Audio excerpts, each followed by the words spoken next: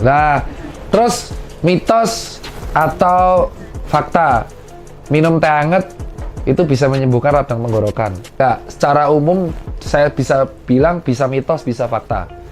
Dia di tengah-tengah. Secara medis kalau dibilang teh hangat menyembuhkan radang tenggorokan, nggak bener.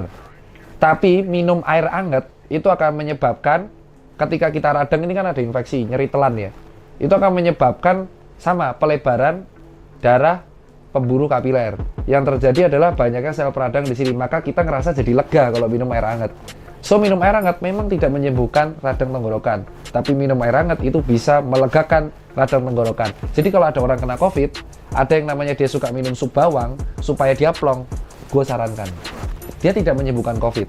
Jahe hangat atau teh hangat, sup bawang, madu, habibitusa, terus atau apa namanya kayu putih hangat, itu air putih hangat, itu temulawak itu tidak menyembuhkan COVID, tapi ngebuat lega tenggorokan sama hidung.